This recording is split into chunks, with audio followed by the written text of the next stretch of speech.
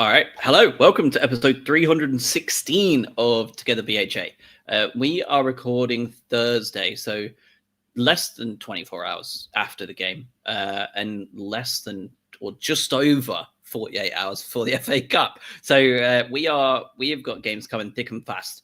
And Sunday, obviously, we talked ad nauseum around the performance around Palace. And I think the main thing coming out of the press conference on Monday and Tuesday, I'm not sure which day it was, from Fabian Hertzler, was that they were going to provide a reaction.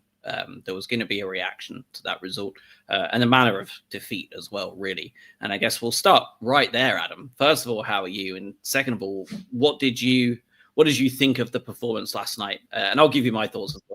But what was your thoughts on the performance last night as a whole, and how do you measure that as a reaction to the Palace game? I feel I'm good, to answer your first question. The second piece is I feel quite conflicted, and I imagine probably a lot of people feel the same.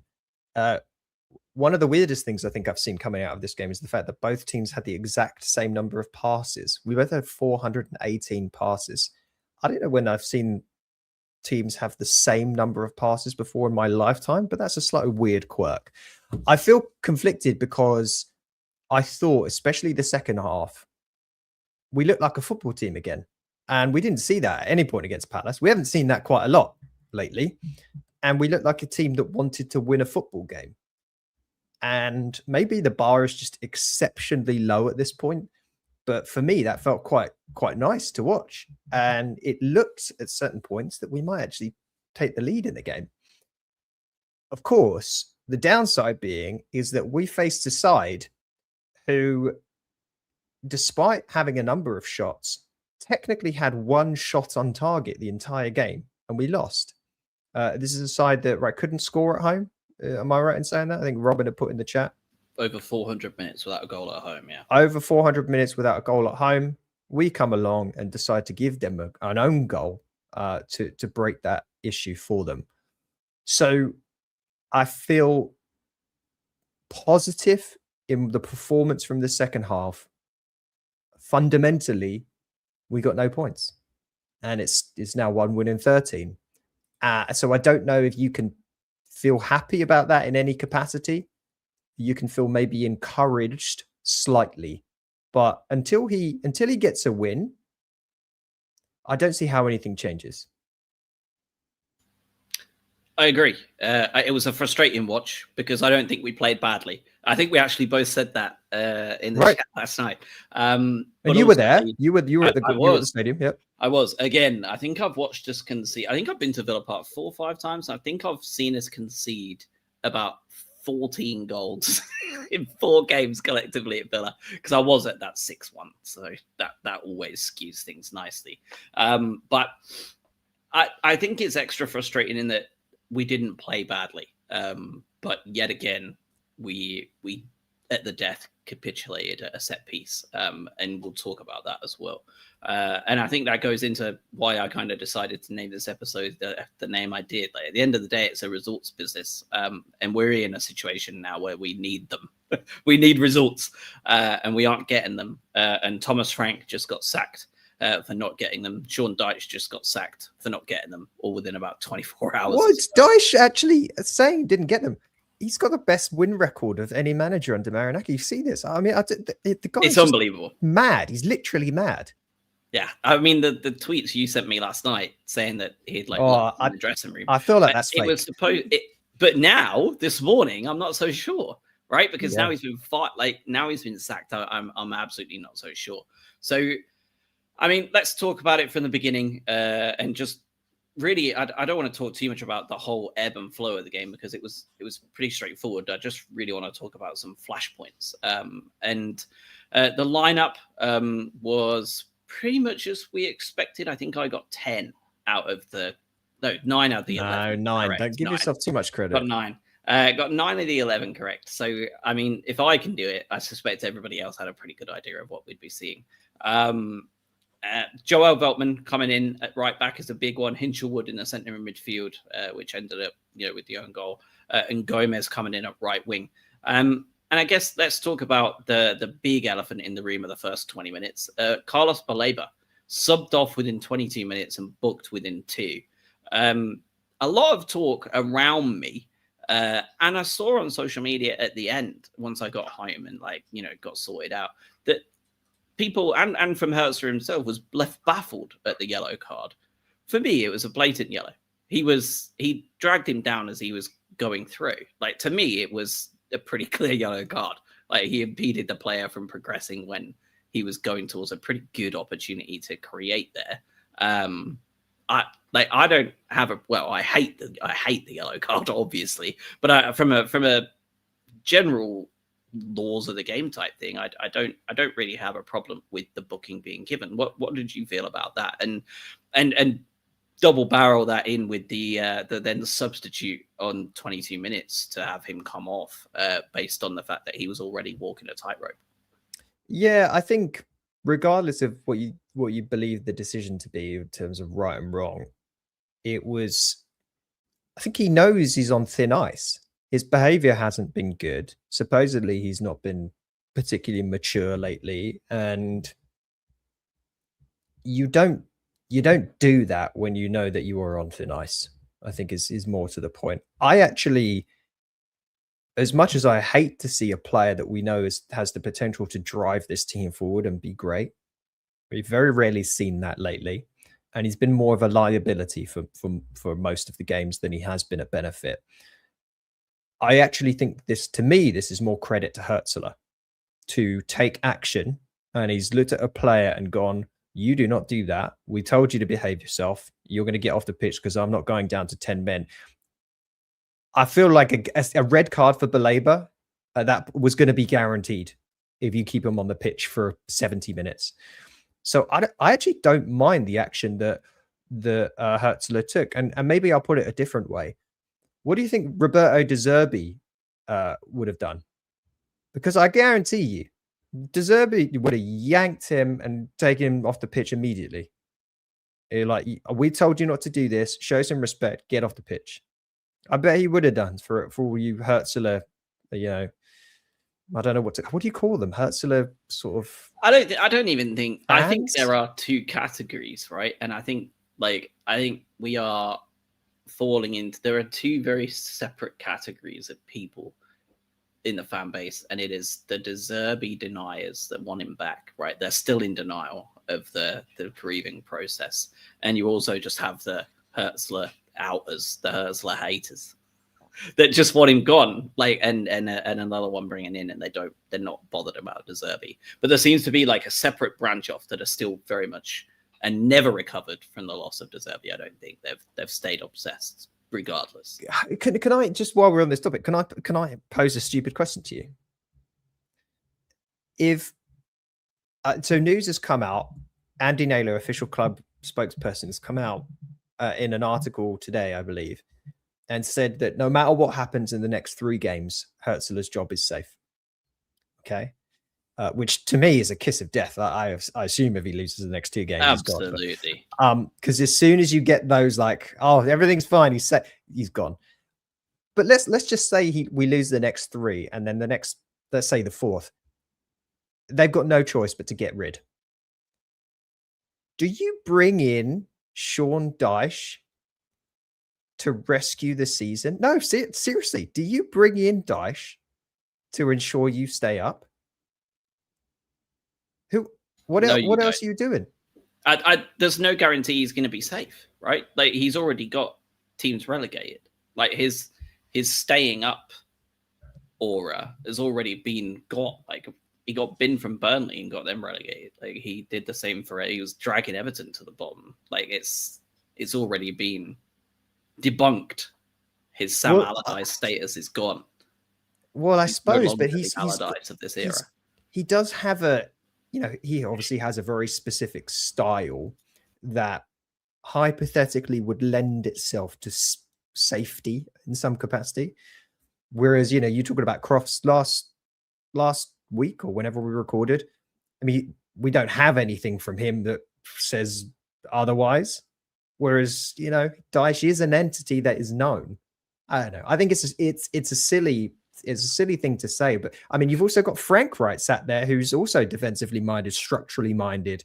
That's not helped Spurs. But in desperate times, clubs take weird decisions. Like if you're left with a handful of games left facing relegation, you will make a potentially stupid decision. I think two questions to answer there. I think Thomas Frank doesn't touch another job until the summer. He is going to sit and bide his time, and he is going to have a lot of quite nice looking options available to him in the summer, especially with the World Cup and all of that going on. I think he's a clever guy and he's not stupid. He'll walk into a job where he's going to be a great fit, and it may actually end up being us, which is a crazy idea, right? He did it with Brentford. He can do it with us. It's the same idea. If we end up getting rid, and I have no doubt he would be on our shortlist. Secondly, we've been recording this show for 316 episodes now. We've had some crazy claims on here. We've had people sending me death threats before over some of the things I've said on here. Did really? Yeah. There was remember when the team were caught doing laughing gas in Spain under Houghton when we were in the relegation battle? Right. What did they say? Them. And I said that we should suspend every single one of them for a game. Like just one, just be like, right, you 6 ain't playing this week. You absolutely took the piss. Like you're supposed to be going over there for warm weather training. You're all caught in like some nightclub doing laughing gas. Like I want you're suspend. Like I would just suspend them for a game. Yeah. And I got a message on Twitter saying that they were going to stab me if I went back to the Amex and sexually assault my wife and sister. Oh, so they were sane of sound mind. Oh, absolutely, totally normal. Yeah. But I got like 3 or 4. So I think it was the same person creating like burner after burner. Yeah. It was absolutely insane, and yet I still think Tony Bloom bringing in Sean Dyche is more mental. So thank you for that. I wonder if I'll get a death threat. No, I it's going to be Dyche himself. He's like, "Don't bring me down there." Well, hold on. Let me pose this stupid question in a different way. Let's keep going with this. If Hurtsler loses the next 4 games, would you rather have Hurtsler until the end of the season or Sean Dyche? I mean, let's talk about what the next 4 are, right? That's Liverpool away, Brentford away, Nottingham Forest at home, and Arsenal at home. So if we lose all 4 of them, you would want to get rid, or you think he has no choice but to get rid? I wanted to get rid after Palace. I agree. Yeah. So what my preference is long gone. But I think if they've now sort of Bloom's pot committed, right? At this point with Hurtsler to some extent. Like, I don't think per Naylor. Well, sure, but you're doing it's a survival job if you bring in anyone at this point, really, especially after this. If we go out of the FA Cup, you're staring down the barrel of essentially the season running. Once we play Liverpool, let's say we go out, you play Brentford and Forest. Well, you've got 2.5 months left of the season. There's not that many games left.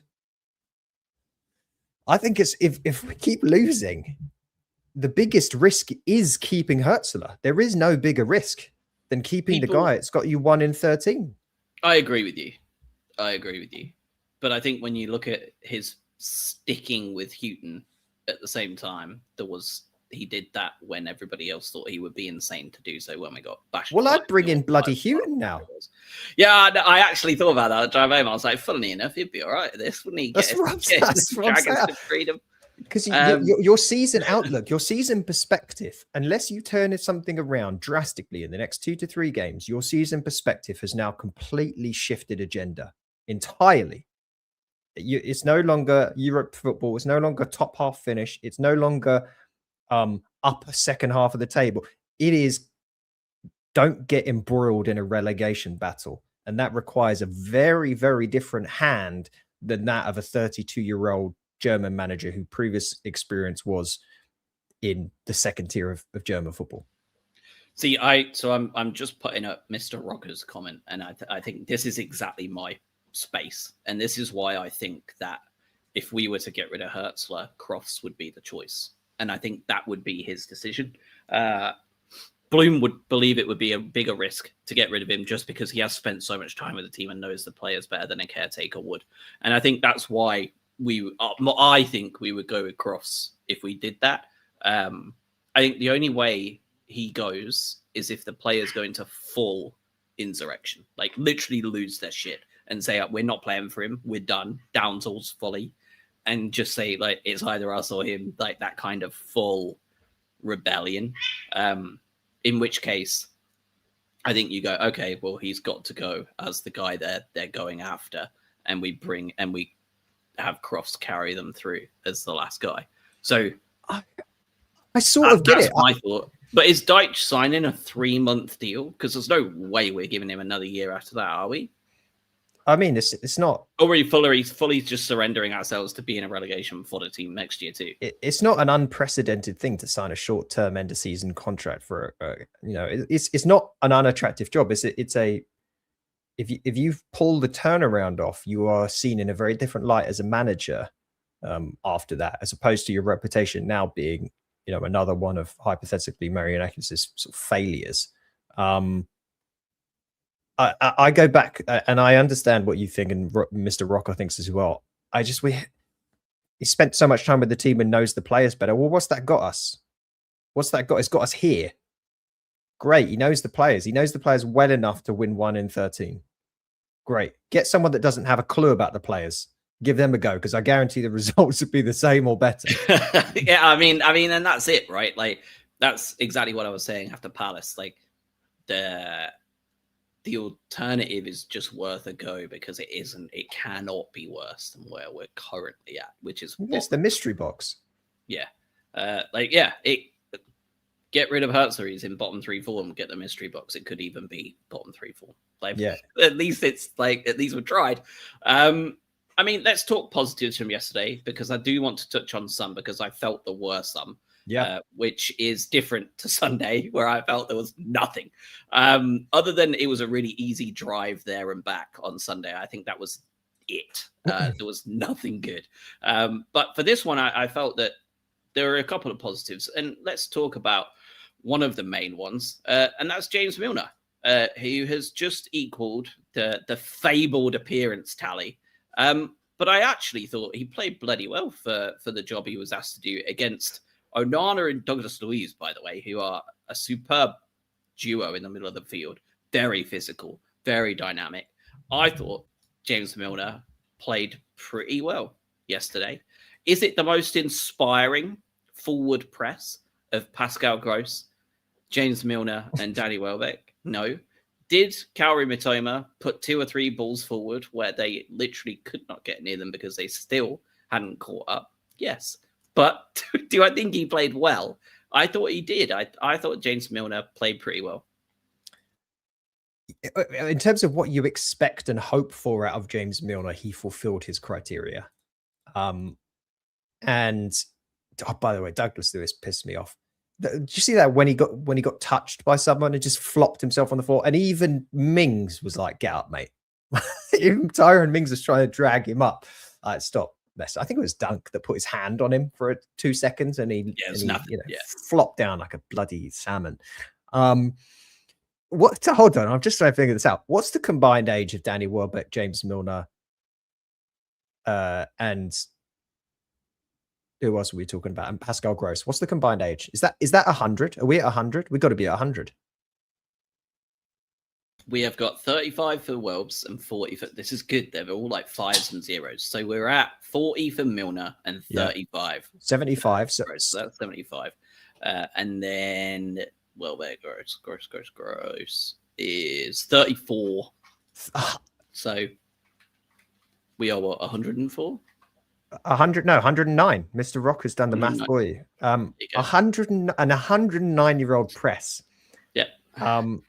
Yeah, I can't imagine that's what Hertzler envisioned when he took the job. But this game could have very easily ended up with a Brighton win. And I think the other one you got to add to that, who doesn't necessarily fit this sort of OAP criteria, Diego Gomez. For as much as you want to crap on him, which I think we all have, he does work his socks off, doesn't he? And I think we've questioned quite a lot of the time, how does he keep getting picked? How does he get? And that's why he keeps getting picked, because he won't stop running, and he won't stop pressing, and he won't stop tracking back. And you need players like that in the team. You don't necessarily want him to shoot unless it's against lower league opposition. And he's going to fluff a bunch of chances, and passing is all over the place. But he's going to run around like a madman, and you need a bit of that. I think the other thing that I saw that was quite encouraging too, Matoma actually tried to run down the line a couple of times and take someone on, which was a fairly unusual experience. The other thing that I and we've talked about this again, Robin mentioned this last week, I think, Mitoma and Kadioglu were the pairing you need on the left. But it's such a nicer experience and such a nicer watch than what you get with a De Kuyper and someone else pushed up, or however you want to work it out. They're starting to build a little bit of an understanding and a bit of an overlap understanding. And I think we've been spoiled for years with having a left back that is driven forward and been very good and has partnered really well with Matoma. And we've gone through a bit of a time period where we haven't had any consistency there. This is the consistency that we want to see week in, week out. The only challenge that we've had is when we've had Veltman out and Kadioglu's had to go right back. It'd be nice to let's get these two staying at left back. So I liked what I saw there. The other thing is, going back to Baleba quickly, the news that's come out today from the press conference, I believe, is that Weaver is fit for Liverpool. Finally, after his minor knock that was going to be out for 1 week, he's back after 2 months. And Van Hecke is fit too against Liverpool, which are two really big boons. If I had to make an assumption, I don't think you see Baleba starting the next game. And I think he plays with a pivot, with Weaver sat as one of the pivot players. Yeah, I think I'm going out there. I'm saying he's run out of choices. You play Veltman at right back, it frees up Kadioglu to play left back. You're not playing Baleba because he's been petulant. Milner's just been run ragged. He's played more football yesterday than he has in 6 months. What else are you going to do? He's absolutely starting Milner at Liverpool for his record appearance. No, he'll bring him on for applause. Or bring him off. You can't play Weaver right back, Rocker. You can't drop Veltman again and play. I mean, mate, oh God, I hate that I'm saying that. Yeah, you definitely can play him at right back, can't you? But I agree with you, by the way, Gomez. I thought he was excellent yesterday in terms of what he was asked to do, of leading a press and making the team uncomfortable. Maatsen could never get comfortable, and he is obviously a very good fullback that we do not want to allow to roam. And Gomez just went absolutely not. Every time he tried to take a touch forward, Gomez was on him. And I thought he played really well. And it was such a bizarre situation where the subs went up onto 81 minutes and Gomez's number was called. And I was like, no, like he's the one. Oh, that's a weird feeling. I know. I was like, he's the one that's disrupting so much over here. Like, no, don't do that. And then to bring on, 17-year-old Harry Howell was just, I don't understand why you would do that when you have Georgie on the bench and you could bring on Minte and play him in his actual right wing role. You could play Babis out left, which he's already done numerous times quite effectively, and then put Georgie in behind. Like I don't. Doesn't matter anyway. But I don't understand those subs, and it actually looked more and more so that it kind of hurt us once that happened. It looked like we were less likely to score. I just think they ran out of steam, and he was sort of forced to make the subs. I agree with you though that the choice of who he moved around was interesting. But having said that, Hal showed a couple of flashes that were quite nice. Minte again, I still don't know what's going on there. Is the claim still that he's not fit or that he's forgotten how to play football? Because he looks crap every time he comes on. Yeah, if he's not fit, then why are you putting him on the bench all the time? Like, he can't be not fit for that long. He can't be not fit for 2 months. It doesn't work. Like, he's either fit or he isn't at that point. Yeah. I I almost would prefer to see De Kuyper play left wing. If he's going to come on 81 minutes, put De Kuyper at left wing because he can put a ball in. As opposed to, I don't want to watch Minte fall over his feet again for 10 minutes. He loves to slip over, doesn't he? He loves it. Loves it. Yeah. And I mean, I guess let's talk bad because there was a real big one for me, and it was set pieces. I assume that the set piece guy is on like some administrative leave because it appears for the past 2 weeks we have all of it, because we've looked quite good at set pieces this year, both attacking and defending. Yeah. And the last 2 weeks have just like, I don't understand. Like, Gross is never beating the first man. If he does, he puts it straight into the keeper's hands. I don't understand where it's come from. And the goal we concede comes from a set piece. Of course it does. It was by far and away our standout regression yesterday. And it just looked awful. Like, it was terrible. And I mean, it cost us the game in the end, didn't it? It cost us at least a point. Yannick Uvrard, our set piece coach, came in middle of last year. I'm trying to watch back here and see who got out jumped at the corner, but obviously it was Hinshelwood, because he's the one who scored the own goal. Technically, he was asked to mark Tyrone Mings. And Hinshelwood's normally got that knack with his head, isn't it? At the other end of the pitch, he pops up with a header every now and then, doesn't he? But defensively, it was Milner in front of Mings who didn't jump high enough. He got jumped over the top of, and then Hinshelwood was behind Mings, and it pings off of him. It's just a bit messy. Like, it's quite. The other thing I think was with set pieces, I don't know whether we've been found out a little bit. Every corner that we seem to take, we just we try and pop it at the back post now and just get one of the big men to knock it back in. And they're all doing it though. I don't know if you've noticed, but I guess, it seems to be the default because Villa did it yesterday as well. And if I watch anything, especially Arsenal, they did it just as bad. Like, they're all like, it seems to be the thing now is to pump it into the back post and nod it back across. Well, you kind of mess with the keeper, don't you? You get people blocking the keeper and the ball has more air time. The keeper can't get over to it, and you think you're going to create a bit of a mess. I understand the premise behind it. As much as I'd like to crap on this poor coach, 39-year-old Belgian, that is running set pieces, he's not responsible for suddenly one of our most talented players in Brighton Hove Albion history with the ball at his feet not being able to knock a proper ball in. Like, that's not his fault. I think it's all comes down to being a part of the, I don't know if you want to call it malaise or jadedness that we're seeing from the squad. That we even saw it in the first half against Villa. We didn't offer anything in the first half. You've got players that just aren't playing their best football. There's not a single player on this team that's been playing their best football for quite a few weeks. We had Kadioglu, I think, was our best player for a few weeks. He had I think probably one of his worst games in a Brighton shirt against Palace. He was really disappointing, Kadioglu. He was a little better here, but outside of that, no one's playing that well. So I don't know. I don't know if it's the set piece coach is his problem. I imagine he's setting people up in the right place and they're just not doing what they should be doing. And sincere goal talking about Van Hecker was obviously off the pitch. Sure, but Boscagli's no slouch. He's a big boy. He should be able to mark up as needed, and he seemed to have a marker. I guess it just wasn't Mings.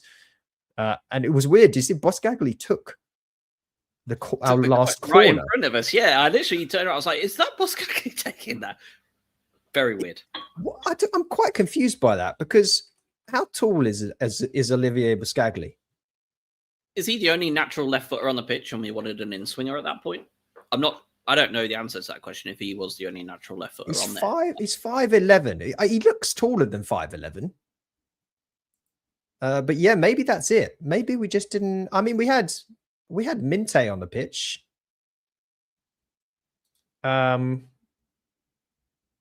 Yeah, but I mean, it has to be that, right? Because otherwise, it sort of doesn't make sort of shades of Harry Kane taking corners for England in some ways. You're like, what are you doing over there? Get in the box.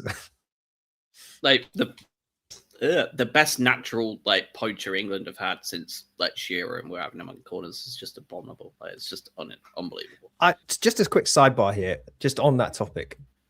I've been trying my very best to get tickets to watch England play in a all-star game against Panama at the World Cup, which invariably it'll be, I think it's the third group stage game. Tuchel's going to be resting everyone. We should still win the game about 7-0. You cannot get tickets for love nor money. It is, well, money, I lied. You absolutely can get them for money. The way they've done the ticket selection for the World Cup is a disgrace. I don't know if anyone's had to go through this, even for the England supporters like travel group. People registered, they were oversubscribed for the tickets that were in a semi-reasonable level of spend, and then undersubscribed for the ones that were expensive because they're so eye-wateringly expensive. The only way you've been able to get tickets up until this point is a lottery system, or hospitality. And the hospitality ticket cost for England Panama is about $3,500 per person.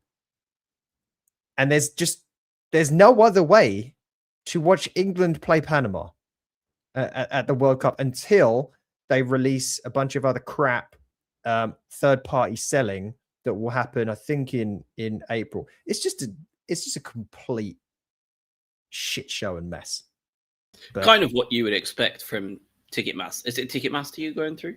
It's official. It's FIFA officials is how they're doing the tickets. They're not on the third party. Well, they are on the third party sites now, but it's all done through FIFA directly. And you know what they've also done, which has annoyed me? It's unusual that FIFA are not running things effectively. It's crazy, isn't it? In the games that they have in Mexico, they've price capped the tickets, so they cannot go for above the rate distributed by FIFA. For all the games in the US, do what you want, free market, baby. So, yeah, everything's just eye-wateringly expensive. I mean, it's the same for people trying to get to concerts and stuff, right? Like, it's just absurd. And the US is, like, ticket prices in the US are just crazy compared to the UK. We've talked about it totally off piece, but, like, we've talked about it, right? Like, playing, like, trading card games and stuff like Magic. It's a lot more expensive for me over here to buy them. But I can buy football tickets to go and watch Brighton for a lot cheaper than you can go watch pretty much any sporting event in the entire country, based on my experience from like 3 years ago living there, let alone how much it's probably got more expensive now. It's crazy expensive to do anything here in terms of sporting event, unless you go and watch baseball sitting right in the top, a game that no one cares about, then you can go for fairly cheap. If you want to see a football game over here, you're not gonna be able to go with a couple of people for less than about $500 all said and done, and that won't be particularly good. So it's crazy. But that's as you say, FIFA. Anyway, Brighton. Let's get back to Brighton. I mean, I know you've not got long left, so let's cover a little bit more on what we want to talk about in terms of next up, really, because we're in a rut now. We're fully in a rut. 1 win in 13 is the reality of where we're at. Liverpool next, and Brentford after that. Doesn't get easier. And a new manager bounce Forest. How much that counts when it's your 4th one of the season, I'm not sure. It didn't work out historically for Watford. Oh, that's all I can say. But in terms of the $1 million question, right, that Bloom is probably sat there thinking about tonight as well. So I don't expect you to have the perfect answer, but there's a lot of people, they're just so unlucky now. Like, it's such a small margin situation. Like, if that ball hadn't hit the bar, like, and went in, we probably win. Like, but like 13 games, 1 win. Like, you don't make that much bad luck, right? Like, it's not all bad luck. Like, sometimes we're just crap, and it's common enough that the luck piles on. And ultimately, as this is named, it is a results business, and at this end of the table, you need to start getting results. How do you think we turn this around? How do you think you turn a ship of a club that are 1 win in 13? The fan base are where they are, very vocally. And Fabian is now facing questions from the media every single presser about his future. And the team, even when they go out and fight hard are losing games. What do you think we can do to turn this around, other than stumble into a lucky win and hope to carry that momentum forward? You fire the manager. I mean, we've got the evidence of that. If we're refusing to fire the manager, do you just give up? Like, do you just accept that? Well, that's exactly my point. Are we saying now we're just ride or die with Herzl no matter what happens? At what point do you pull the plug? Or what, like, how is it 1 in 16, 1 in 17? I think where I draw a line a little bit where you think about this idea of we're getting unlucky or whatever. You cannot say we're getting unlucky if you watched us play football against Crystal Palace. We were just abhorrent. We were a bad football team, badly coached. The players had given up. It was pathetic. There's no unluckiness about that. We were quite unlucky in the second half against against Villa. We were quite unlucky. That said, we didn't really do much in the first half, and we didn't take any chances against Villa. And that is the consistent problem that we have. Even when we are doing well and look like a real football team, and we've got the onus, we still don't seem to be able to make our chances happen. And that's what we saw against some of the, like in the Fulham game and Everton games, where we sort of lose it at the death. This is what is going to occur. Is that unlucky? Yes, but we've created our own unluckiness by not executing properly. If we see more of what we saw in the second half against Villa, we'll be able to turn this around a little bit. As soon as you potentially get one win, you get a bit more momentum. The players get some belief back. Right now, they don't believe they can win a football game. Right now, they're looking around like, we can't score, we can't win a football game. That's probably what the vibe is in the dressing room. Outside of firing Herzl, that's all you can hope for. A win against Liverpool might instill a bit of confidence in them if we manage to pull that out. But outside of that, it's a win, and you hope momentum carries you. I go back to Manchester United. As soon as Amorim was gone, and you got a change of scenery, suddenly everyone's going, wow, how are Man United pulling these miracles off? It's because the players have a completely different sense of perspective on everything. And now they're playing for a different person. They feel like this weight has been lifted off.